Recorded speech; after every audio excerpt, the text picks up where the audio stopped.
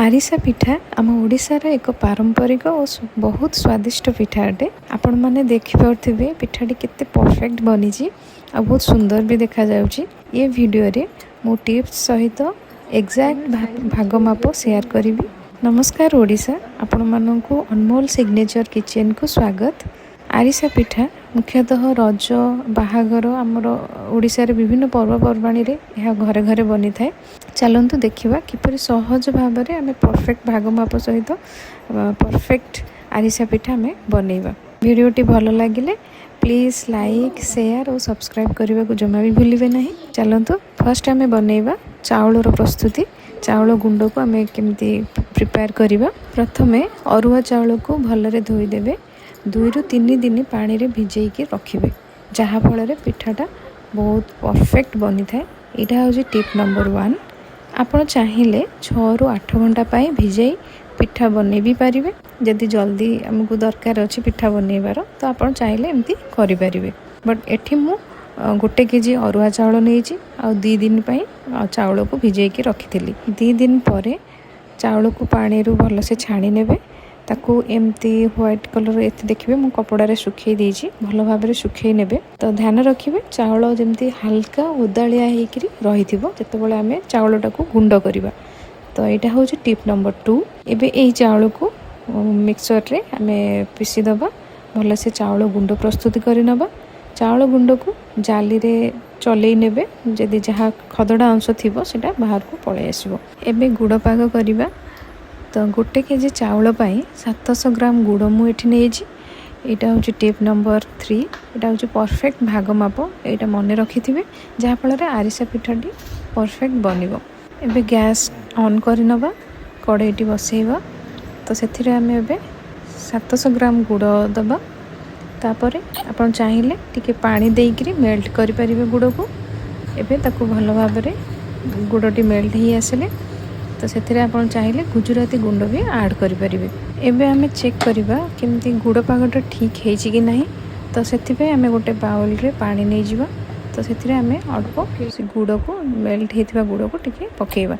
तो से आम देखा कि गुड़टी को आम हाथ रे चेक करवा जमती हाथ रे चिपकु नथिबो आउ ताहा बॉल टाइप रो हो जाउथिबो।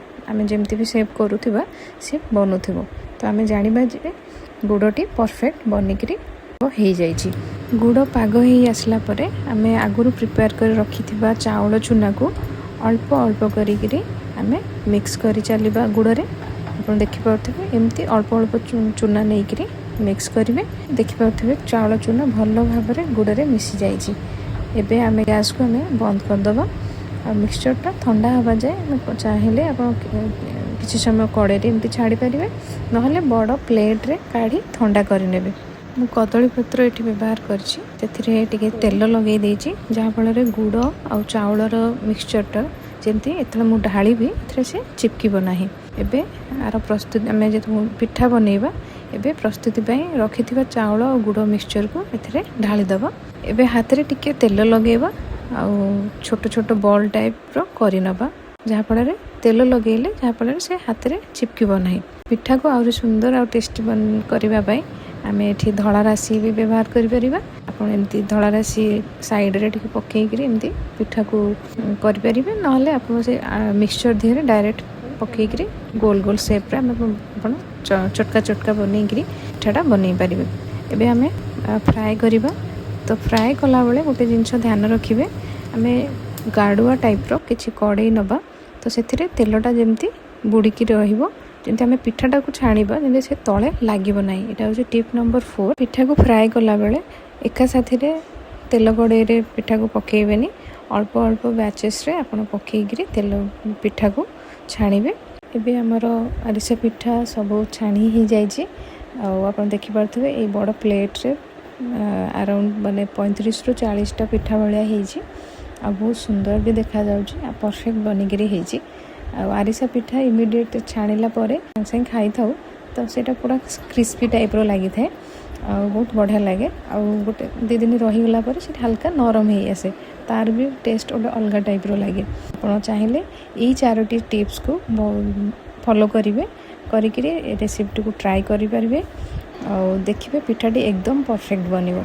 आपण निश्चय ये ट्राए करंतु। आपनको कमेंट्स निहाती शेयर करेंगे।